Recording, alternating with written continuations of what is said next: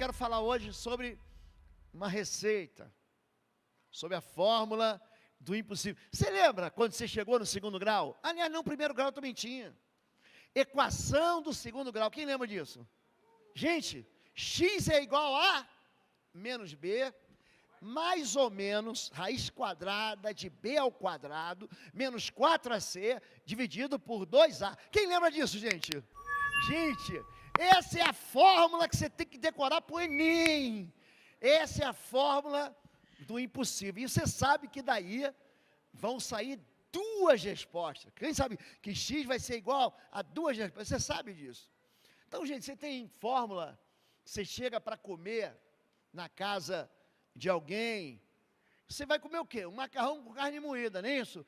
Mas você, é um sabor diferente, é um negócio, o que você colocou aqui? Tem uma fórmula secreta, tem uma receita secreta. Olha, existe uma receita para aquilo que é impossível e para aquilo que você acha que é impossível. Diz assim a palavra de Deus em Marcos capítulo 6, do verso 31 ao 44. Havia muita gente indo e vindo, a ponto de eles não terem tempo para comer. Jesus lhes disse: venham comigo para um lugar deserto e descansem um pouco. Assim, eles se afastaram num barco para o lugar deserto. Mas muitos dos que o viram retirar-se, tendo reconhecido, correram a pé de todas as cidades e chegaram lá antes deles. Ele está dizendo o seguinte: eles saem do barco e eles entram, mas é o seguinte, você está no lago de Genezaré, que é chamado também de Mar da Galileia, você vê do outro lado e fala assim: eu sei por onde é que eles foram. Então estão pensando que vão conseguir descansar aqui. Aí o que acontece? Quando Jesus saiu do barco e viu uma grande multidão, teve compaixão deles, porque eram como ovelhas sem pastor. Então começou a ensinar-lhes muitas coisas. Já era tarde, e por isso os seus discípulos aproximaram-se dele e disseram: este é um lugar deserto, e já é tarde. Manda embora o povo para que possa ir aos campos e povoados vizinhos comprar algo para comer. Ele, porém, respondeu: dei-lhes vocês algo para comer. Eles lhe disseram: isto exigiria 200 denários, mais ou menos 7.000 reais a preço de hoje. Devemos gastar tanto dinheiro em pão e dar-lhes de comer? Perguntou ele. Quantos pães vocês têm? Verifiquem. Quando ficaram sabendo, disseram: 5 pães e 2 peixes. Então Jesus ordenou que fizessem todo o povo assentar-se em grupos na grama verde. Assim, eles se assentaram em grupos de 100 e de 50, tomando os 5 pães, os 2 peixes, e olhando para o céu. Não foi de olhos fechados, ele pega o pão e olha para o céu. Ele quebra aqui um paradigma. Todo mundo quer orar de olho fechado. Deu graças e partiu os pães. Em seguida entregou-lhe aos seus discípulos para que os servissem ao povo. E dividiu os 2 peixes entre todos eles. Todos comeram e ficaram satisfeitos. E os discípulos recolheram 12 cestos cheios de pedaços de pão e de peixe. Os que comeram foram 5.000 homens. Amém? Vamos orar? Deus e Pai querido, nosso coração está transbordando nesse dia de festa, com a alegria do Senhor. E te pedimos, Pai, que essa palavra, ela seja de fato viva e eficaz em nossa vida, que o coração adormecido, que o coração amortecido, que o coração endurecido de cada um de nós seja tratado essa noite com o teu amor, em nome de Jesus, amém? Existe receita para coisas impossíveis, existe. E aqui Jesus, ele está comunicando através do milagre, que ele é maior do que aqueles que lá no passado, lá na antiga aliança, também oraram e multiplicaram pães, ou pelo menos receberam do céu pão. Jesus vai dizer o seguinte: declarou-lhe Jesus: digo a verdade, não foi Moisés que deu a vocês pão do céu, mas é meu Pai quem dá a vocês o verdadeiro pão do céu. Pois o pão de Deus é aquele que desceu do céu e dá vida ao mundo. Disseram eles: Senhor, dá-nos sempre desse pão. Então Jesus declarou: eu sou o pão da vida, aquele que vem a mim nunca terá sede. Aquele que crê em mim, nunca terá fome. Aquele que crê em mim, nunca terá sede. Aqui Jesus, ele está se comparando com Moisés. Moisés, junto com Elias, talvez sejam as duas maiores figuras do Antigo Testamento. Tem muita gente que coloca Eliseu nessa história, e Eliseu também multiplica pão. Mas Eliseu, ele vem ser filho espiritual de um grande pai que é Elias. Elias, quando a Bíblia fala sobre João Batista, que João Batista viria no espírito de Elias, era no seguinte sentido: Elias é aquele que dobra o ministério. Tudo aquilo que Elias fez, Eliseu fez dobrado. Eliseu recebe a porção dobrada do espírito que estava em Elias. E Deus fala assim, e ele fala assim: eu quero da porção dobrada. Ele fala assim: ó, você não sabe o que você está pedindo. Pastor, me dá da tua unção. Você não sabe o que você está pedindo. Você não sabe quanto custa a unção. E aqui ele está dizendo que Moisés é menor do que ele. Moisés, ele, quando pede a Deus, e Deus manda pão do céu, naqueles 40 anos, Jesus está dizendo assim, ó, eles comeram pão e morreram. Tem um aqui, que é o pão da vida, que vai entregar a vocês a eternidade, e aquele que crê em mim não vai morrer. Maior que Eliseu, veio um homem de Baal Salisa, trazendo ao homem de Deus 20 pães de cevada. Então Eliseu ordenou a seu servo, estamos lá na antiga aliança, estamos no Antigo Testamento, 2 Reis capítulo 4, 42 em diante. Então Eliseu ordenou a seu servo, sirva a todos. O auxiliar de Eliseu perguntou, como poderei servir isso a 100 homens? Eliseu, porém, respondeu, sirva a todos, pois assim diz o Senhor, eles comerão e ainda sobrará. Então ele serviu a todos, e conforme a palavra do Senhor, eles comeram e ainda sobrou. Existe uma receita de multiplicação, e a receita, ela não está em colocar mais água no feijão. A receita não é pegar, sabe como é que pobre faz cachorro quente? Como é que faz? Pica ele, pega o cachorro quente, nem se pega a salsicha, a vina. Eu não falo salsicha já há muito tempo, sabia? Vina, para quem está ouvindo a gente pelo YouTube, pela Gospel FM, sabe do que eu estou falando, povo de Curitiba, ele pega a vina, o pobre, ele vai fazendo assim, fatiadinho. A primeira vez que eu comi, eu falei, mas que gostoso. Mas depois que eu entendi o que mamãe fazia isso. Era para quê? Para sobrar para todo mundo, para dar para todo mundo, para render mais. Então, quando você coloca algumas coisas na comida, para quê? Para que, ó, isso aqui vai fazer render. Coloca mais água no feijão. Nós tínhamos o costume, o tempo que eu era cadete, militar na academia, perguntava assim, o que teve hoje? Hoje teve feijão perdidos no espaço. Porque você tinha que catar o feijão, porque era mais água do que feijão, mas não tem problema, bota água, bota uma farinha em cima do arroz e feijão, e fica tudo aquele saborzinho. Mas aqui existe uma fórmula, para que algo que aconteceu, em Marcos capítulo 6, havia muitos necessitados, eles saíram e pregavam ao povo que se arrependesse, expulsavam muitos demônios, diga muitos, e ungiam muitos doentes, diga muitos, com óleo, e ele os curavam. Quem busca aqui uma interpretação bíblica para unção com óleo, uma delas está aqui em Mateus 6, no Novo Testamento, e uma segunda em Tiago, capítulo 5, a partir do verso 15, também chama os pastores, eles ungirão com óleo, a oração da fé levantará o enfermo, se tiver pecados eles serão perdoados. É dentro dessa necessidade. Hoje, como eu falei, Bom Retiro chega a 1.600 membros. Isso significa o quê? Que nós temos 1.600 pessoas para cuidar, além daqueles que começam a orbitar e se aproximar do ministério. Quando a gente tem muita gente necessitada, a gente também tem um trabalho que é multiplicado. Em número cada vez maior, Atos 5, aliás, essa é a razão da saúde de uma empresa, de uma família, de uma igreja, é saúde. Quando há uma palavra no púlpito saudável, bíblica, quando há um louvor contagiante, quando os braços da igreja, que são seus membros, começam a alcançar a vizinhança, os amigos, aí a igreja cresce. E aqui está acontecendo em Atos capítulo 5, justamente isso. A partir do verso 14, em número cada vez maior, homens e mulheres criam no Senhor, e lhes eram acrescentados, de modo que o povo também levava os doentes às ruas, e eles colocavam em camas e macas, para que pelo menos a sombra de Pedro se projetasse sobre alguns, enquanto ele passava.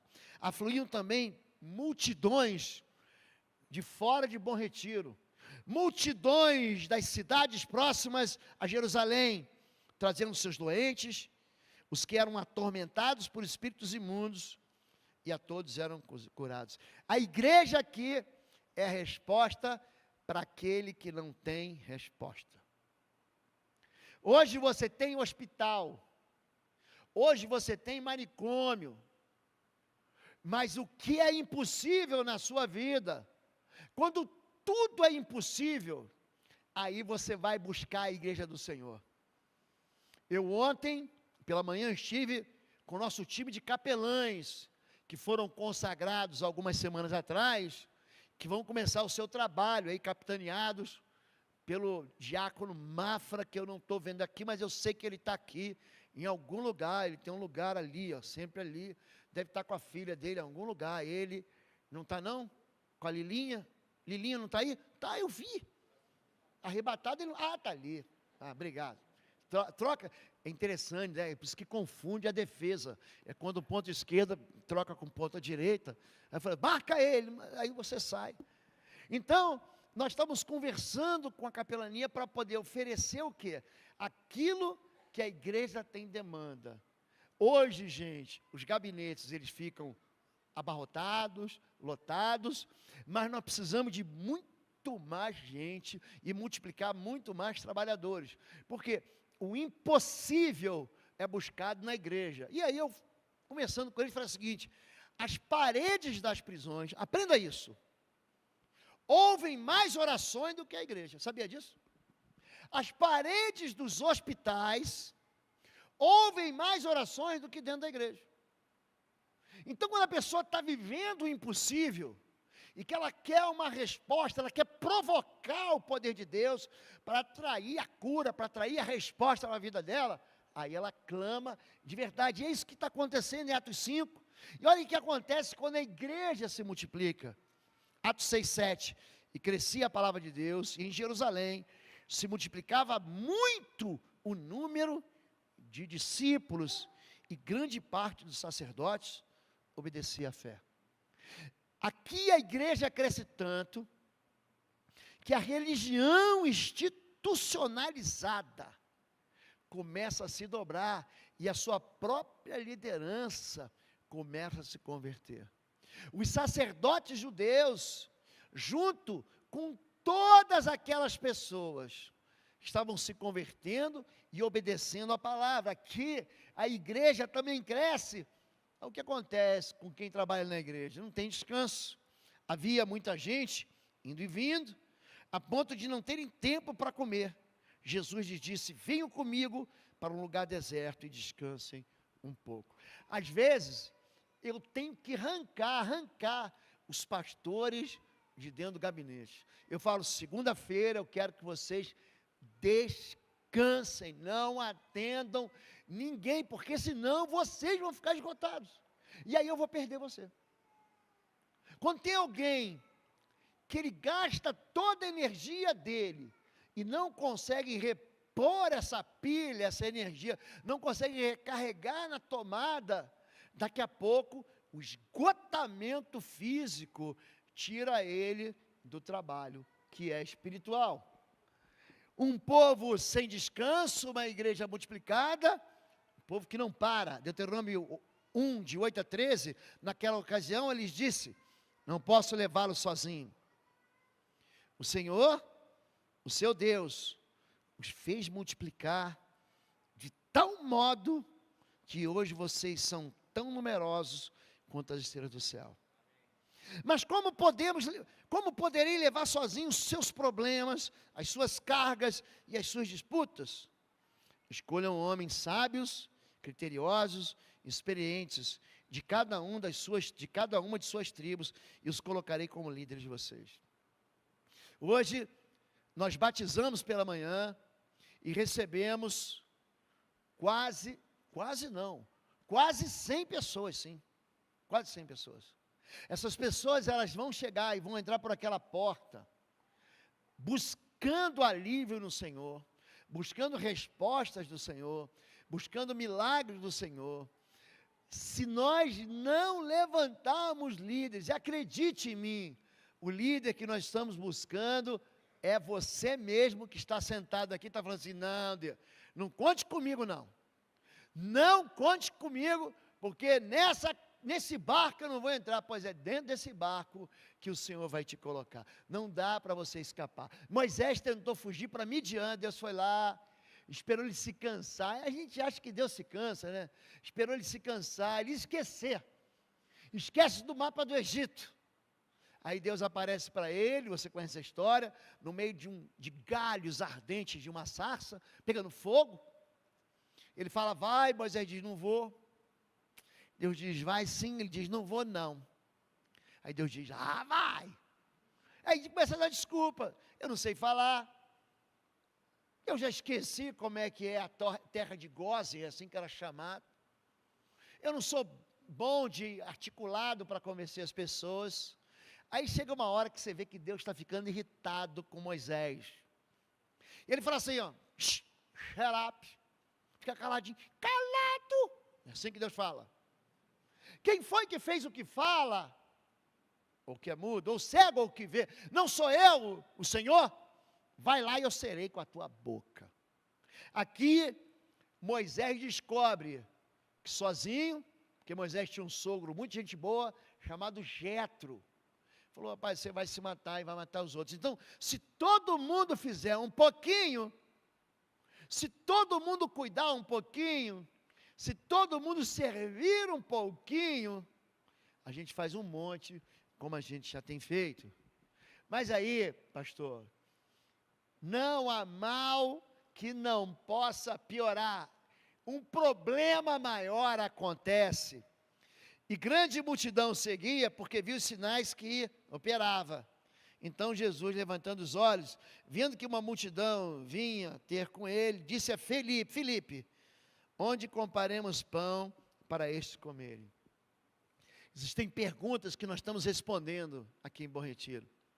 Hoje, eu falei para vocês, nós tínhamos pela manhã 169 carros estacionados na rua. Presta atenção. Não é aqui no pátio, não é na casa anexa e nem na casa multiuso 2, não isso. Nós tínhamos 169, fora isso, na rua. E você fica perguntando, pastor, como é que nós vamos resolver isso? Nós estamos já caminhando, eu pedi oração aqui para a gente multiplicar o culto da manhã. Nós no domingo passado achamos como solução colocar mais 50 cadeiras aqui onde está hoje a árvore. Então, gente, a gente fica achando que Deus, Ele está perguntando a gente as coisas e Ele não sabe. Eu gosto muito quando Ele brinca de pique-esconde com Adão. Ele se encontrava com Adão na viração do dia, no entardecer. Um dia Adão não está lá. Aí Deus pergunta, onde você está, Adão? Você já brincou de pique-esconde ou esconde-esconde? Tem um que vai, conta até 10, até 100, até 1000 e diz, lá vou eu. E aí você sai procurando. Eu brinquei muito disso com meus filhos dentro de casa. E eu sabia exatamente os lugares onde eles iam se esconder, mas eu fingia que não sabia onde eles estavam. E Deus também. Deus pergunta para Adão, Adão, onde você está? Como se Deus não soubesse onde Adão estava. Tinha nessa brincadeira, a pessoa que chegava primeiro e dizia assim, 1, 2, 3, fulano, ele ganhava a brincadeira. E às vezes eu escutava, a minha filha ou meu filho, eu estou contando, ele está atrás de mim. Para quando eu virasse, cadê ele? Ele já chegava assim, 1, 2, 3, Natália, salve todos. Ainda tinha uma brincadeira assim. Então, até aquele que era pego estava salvo. Deus faz assim com a gente. Às vezes Deus propõe para a gente uma equação. Resolve esse problema aí. Resolve essa equação do 2º grau. E você fica coçando a cabeça. Mas Deus, como é que eu vou resolver isso? É muita gente para dar pão. Como é que eu vou resolver isso, Deus? E aí, Deus, ele não é pego de surpresa. Ai, que surpresa! Quer dizer que você está grávida? Eu já sabia. Porque Deus, Ele que gerou a vida no ventre. Então, quando a gente acha que a gente pode surpreender Deus, seja com aquilo que é bom, que a gente faz, ou seja com aquilo que é mal, que a gente também faz, Deus já sabia. Mas dizia isso para o experimentar, porque Ele bem sabia o que havia de fazer. Então, aquilo que é uma receita impossível, na verdade, nas mãos do Senhor é tudo tão simples. A receita impossível, eu vou tirar esse do daqui. Qual é a receita impossível? Aquilo que você não sabe fazer. Pastor, tem algo que só minha avó fazia, que só meu pai fazia. Ele fazia, ele cantava como ninguém, ele falava como ninguém, ele ministrava como ninguém, ele cuidava como ninguém. Pastor, é impossível, eu não consigo chegar lá. Tem um batente para mim, tem um sarrafo aqui, e eu não consigo chegar lá. E aí Jesus, ele vai fazer algo, e um dos seus discípulos, André, irmão de Simão Pedro, disse-lhe, está aqui um menino, que tem 5 pães de cevada e 2 peixinhos, mas que é isso para tantos? Mas o que é isso para tantos? Aqui, eu gosto de ler, sempre que leio esse texto, eu lembro de um sanduíche que eu experimentei numa rede de fast food. Tinha o tal do Macfish, pão com peixe. Então, para você assim contextualizar, ele estava vindo do McDonald's, ele tinha comido a carne dos peixes, ele estava com 5 pães e 2 peixes. É isso que ele tinha para alimentar uma multidão de 5.000. E a gente começa a achar que a nossa pobreza não pode ser multiplicada em riqueza na mão do Senhor. Ah, mas o que eu tenho é tão pouco. Isso é que ele está dizendo aqui. Deus, eu tenho, mas ele já está dizendo que Deus não pode fazer com aquilo que ele tem. É quando você tenta convencer, como Moisés tentou convencer, que Deus não podia usar a vida daquele fugitivo, porque é isso que Moisés era um fugitivo. E ele fala assim, não, você bateu na porta errada, você chamou o cara errado, você chamou a pessoa errada, Deus. Foi isso que nós pregamos alguns domingos atrás, quando Jonas, ele pega um barco e vai para a direção oposta, onde Deus mandou. Deus, você está doido? É isso que Gideão fala para Deus, ele está malhando trigo no lagar. Gideão era muito esperto, ele sabia que ia ser roubado, ele foi lá, arrancou o dinheiro do banco antes, ele escondeu em outro lugar, ele investiu em outro lugar. Aí o anjo aparece para ele e diz assim, salve guerreiro valente. Ele falou, você está perdido, anjo? Você se perdeu?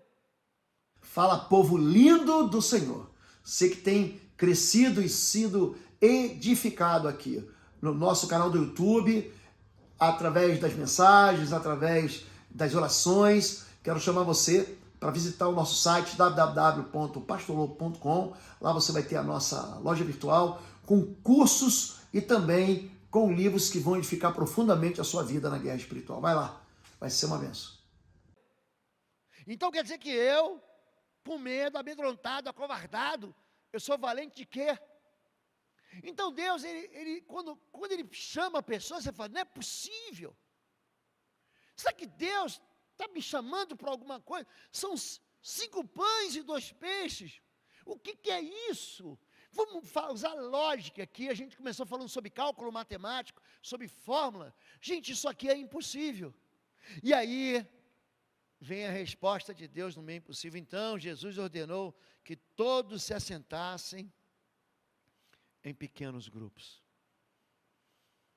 também conhecidos como células, sobre a relva verde, e eles o fizeram, repartindo-se em grupos de 100 e 50. Olha o que vai acontecer aqui, dentro de cada, porque esse milagre, ele sai da mão de Jesus, e ele vai para a mão dos discípulos, ele vai para a mão dos pastores, ele vai para a mão para os líderes de rede, ele vai para a mão dos líderes de células.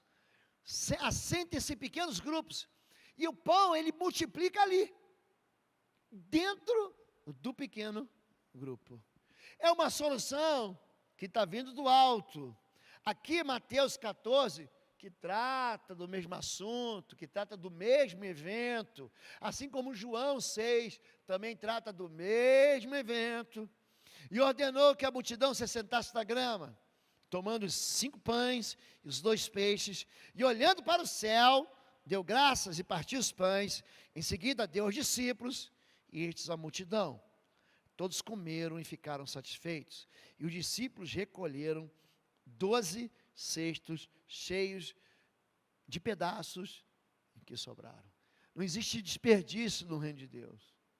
Aqui, a multiplicação acontece a partir de uma pessoa que está disposta a investir no reino aquilo que tem, mesmo que aquilo que ele tem seja tão pouco.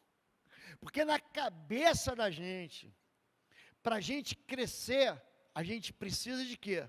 Do sim, às vezes financeiro, o sim do arquiteto, do engenheiro responsável, o sim da prefeitura, que autoriza a gente começar a fazer uma obra. A gente precisa de um monte de sim, o diabo é cheio de não. Não pode, não vai fazer, não vai conseguir, não vai chegar, você não tem dinheiro, você não tem inteligência. Nós somos todo dia, a gente recebe uma voz negativa, dizendo que aquilo que a gente vai fazer, em nome de Deus, não dá para fazer porque a gente tem tão pouco. E a receita, a solução, ela vem quando? Quando aquilo que é transmitido por Deus, ele chega lá na ponta da linha. Então, aquilo que ele pega e abençoa, Jesus abençoou. Eu gosto muito dessa palavra bênção na Bíblia, todas as vezes. Eu queria que você lesse a Bíblia com atenção. Que a palavra bênção, ela é falada, normalmente ela vai trazer assim, amarrada atrás dela, a palavra multiplicação. É impressionante. E Deus abençoou as águas, e multiplicou os peixes, multiplicaram, e abençoou a terra, para que produzisse fruto, árvore com fruto, árvore que produzisse semente, que multiplicasse com fruto. E Deus abençoou o homem. Multiplique-se, sejam fecundos. A palavra bênção, ela sempre atrai consigo a palavra multiplicação. E aquilo que era um pouquinho na mão do menino, ele devia ser bem gordinho, porque ele comprou 5 sanduíches. Então ele falou assim, eu vou ter muita fome. E aquele irmão faminto, aquele menino faminto, que eu quero dar um abraço, é no pai dele, quando chegar no céu. Eu quero dar um abraço na mãe, porque esse menino aprendeu a ser generoso em casa. Foi em casa que ele aprendeu a experimentar a vida de entregar no altar aquilo que era dele. E ele sacrificou mesmo, tudo bem, eu vou ter uns quilinhos para perder, vai que eu jejuo hoje, pelo menos eu ajudei Jesus. É isso que acontece. E aí, quando a gente pensa que a gente vai entregar e vai ficar com menos, aí a gente fica com mais. Todos comeram e se fartaram, e ainda recolheram 12 cestos cheios de pedaços de pão e de peixe. Os que comeram os pães eram 5.000 homens. Eu fico imaginando depois, recolher os 12 cestos, aí Jesus fala, agora dá um dos cestos para o menino, e o menino volta para casa, pede para os colegas do time de futebol dele, para carregar com ele. Olha só, nós fomos com 5 e voltamos com um dos pães, um dos cestos de pães. Isso aqui vai dar uma confusão mais tarde. Jesus vai falar sobre o fermento dos fariseus, eles vão confundir uma coisa com outra, os discípulos. Mas, na verdade, quando você investe no reino, o reino sempre é generoso e multiplica. Eu gosto demais quando Lucas 6, essa versão aqui é diferente, a versão que está na minha cabeça, no meu coração, ele diz assim, ó, dai e dar-se-vos-á, boa medida, recalcada, sacudida, transbordantes, vos darão a vós também. Porque coisa mais bem-aventurada é dar do que receber. E aqui, ele tem uma versão nova que diz, dei aos outros e Deus dará a vocês. E assim vocês receberão muito, muito mesmo. Tudo que puderem carregar, Ele vai pôr nas mãos de vocês. A mesma medida que usarem para os outros, Deus usará para vocês. Na verdade, muitas vezes o que está no nosso coração não é a ganância, não é o egoísmo, é a sensação de que Deus não vai fazer aquilo que Ele disse que vai fazer. A sensação de que Deus não vai abrir janela do céu, que Deus não vai trazer sobre nossa vida uma resposta. Eu gosto quando Ageu, ele profere uma palavra para dizer assim: cuidem, vocês estão esquecendo de cuidar da igreja do Senhor, das coisas do Senhor, vocês estão apenas pensando em si mesmo, na sua própria casa, na sua própria vida, na sua própria bênção. Quando você pega qualquer criança pequenininha, que você coloca na piscina de bolinha, sabe aquelas piscinas que tem um monte de bolinha colorida?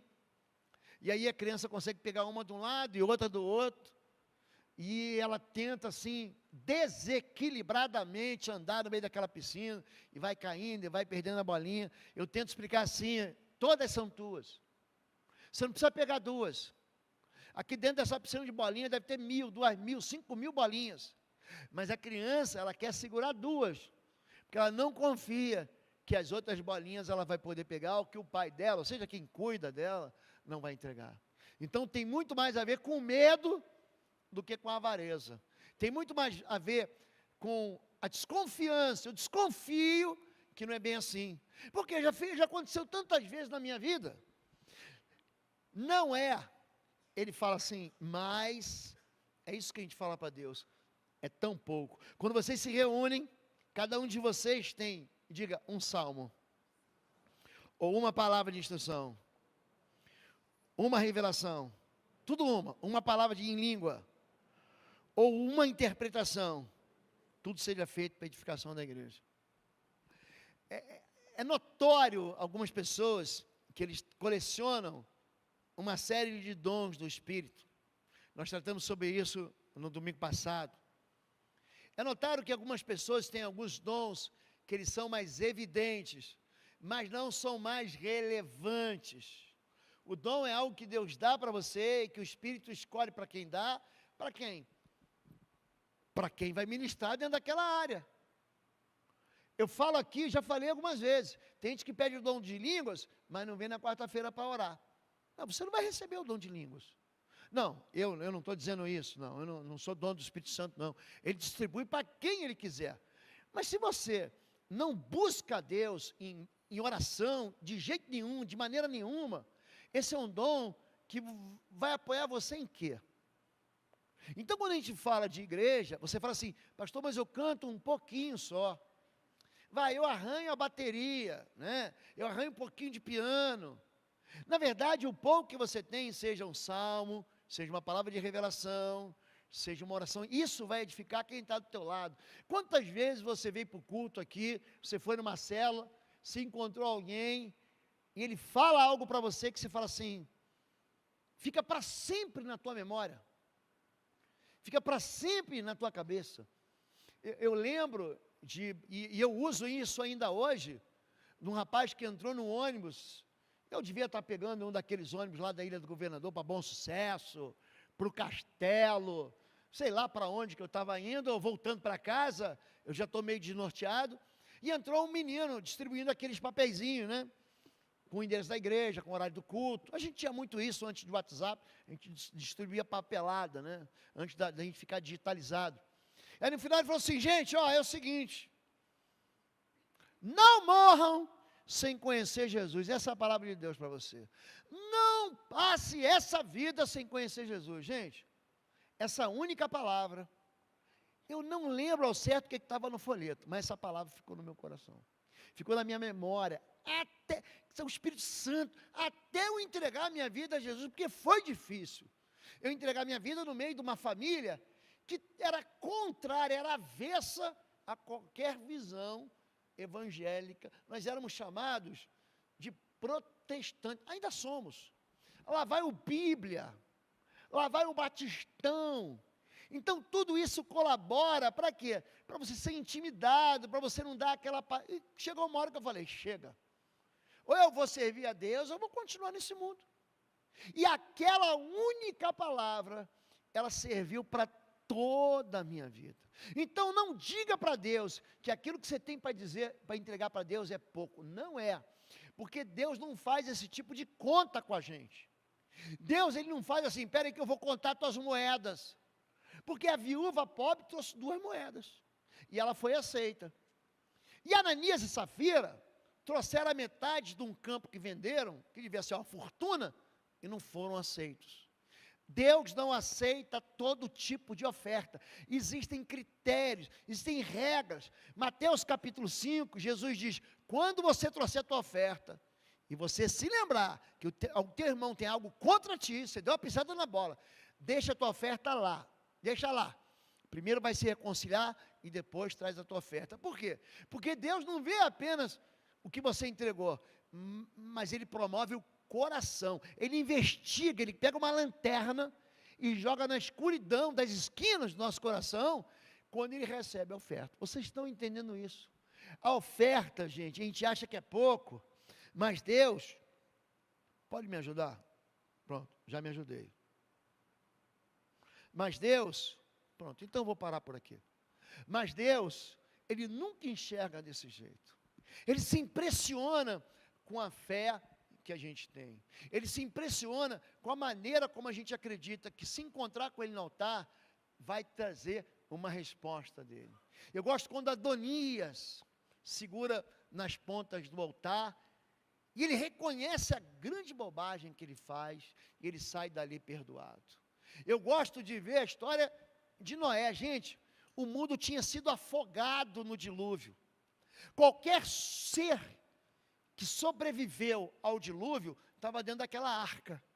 E aí, esse homem Noé sai da arca, a primeira coisa que ele faz, já não tinha muito bicho, já não tinha muitos animais, ele tinha separado casais de animais puros e animais impuros.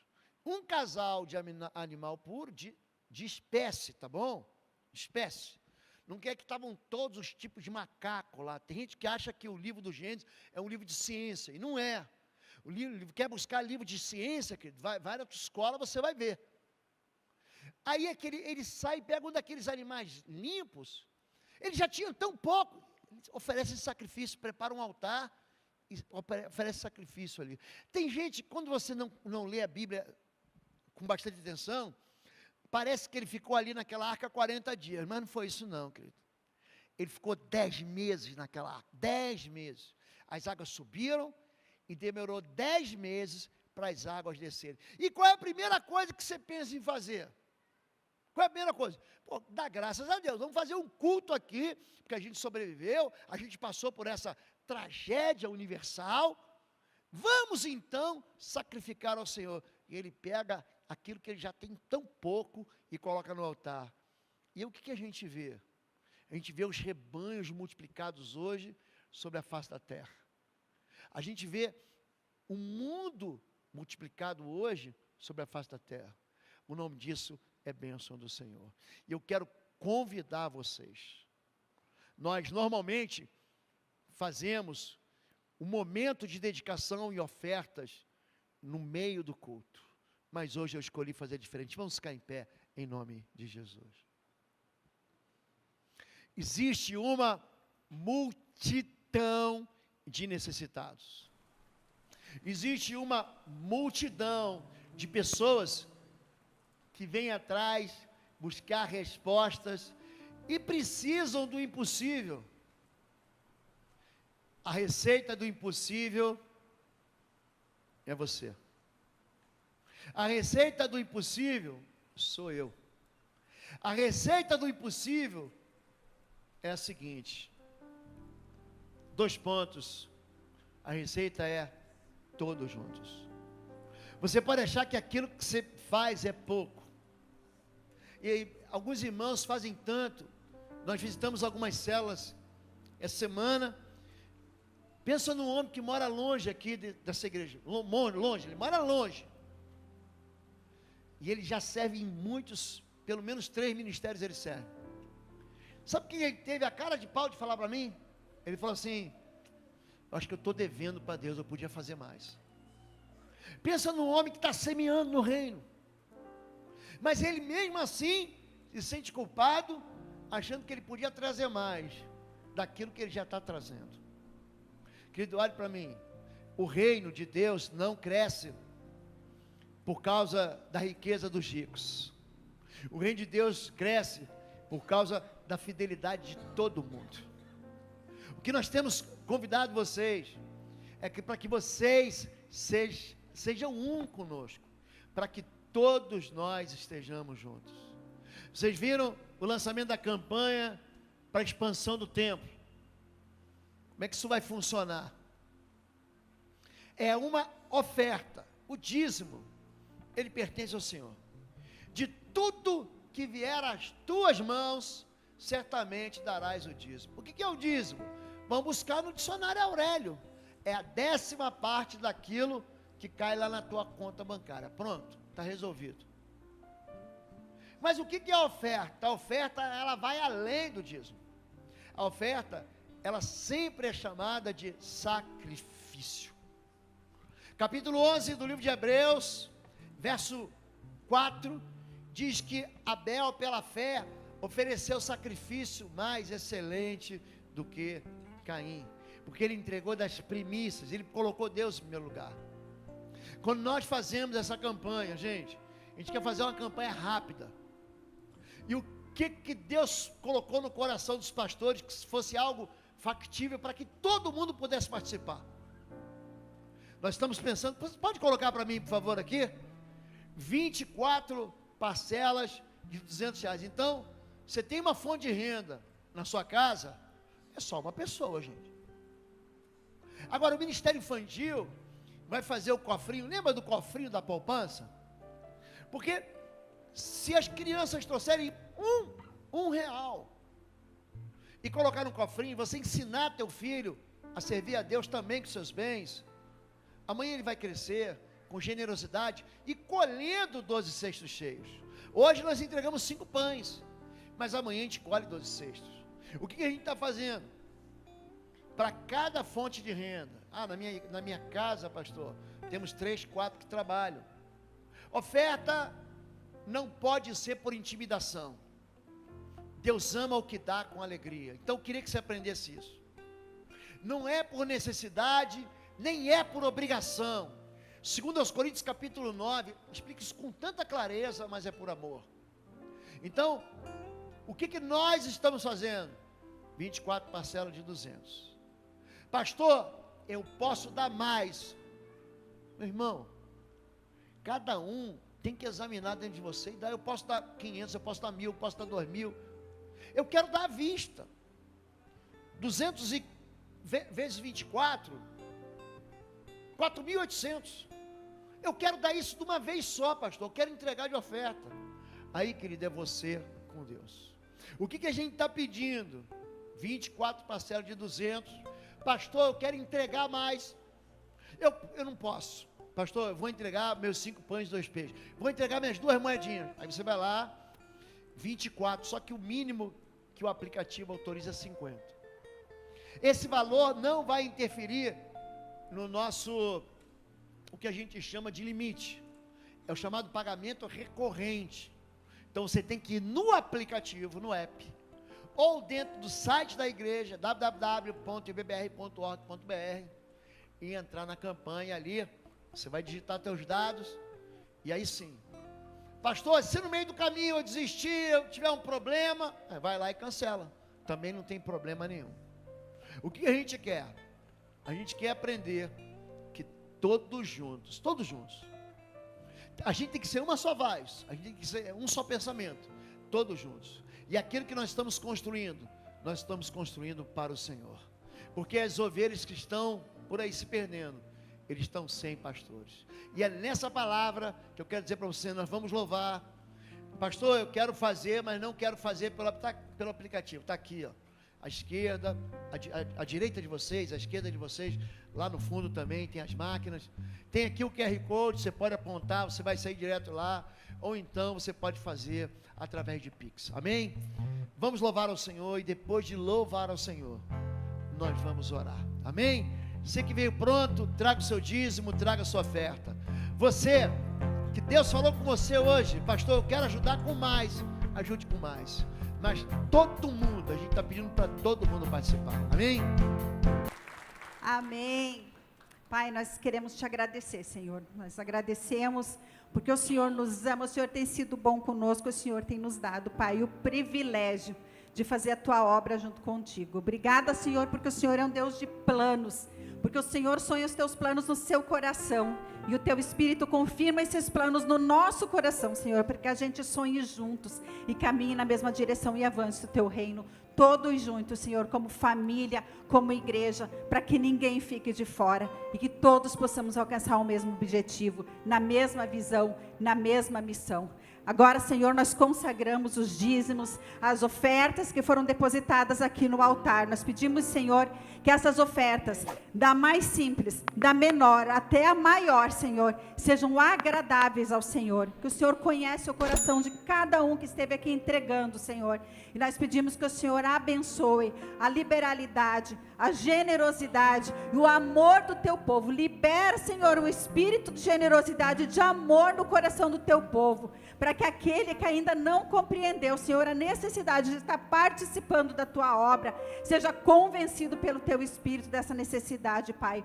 Em nome de Jesus, Pai, agora, que a bênção, Senhor, e a multiplicação persiga, Senhor, cada família dessa igreja, cada um que está confiando no Senhor, depositando, Senhor, a tua semente no altar aqui, e esperando ver, Senhor, a manifestação do seu poder na sua casa, na sua família, Senhor, e que o Senhor dobre, Senhor, as bênçãos sobre a casa e a família de cada um aqui, Pai. Em nome de Jesus, nós te entregamos, Senhor, e pedimos sabedoria, Pai, para que esses recursos sejam geridos, Pai, diretamente para a tua obra, e nada seja desperdiçado, como o pastor falou, não há desperdício na tua obra, Pai. Em nome de Jesus que oramos. Amém.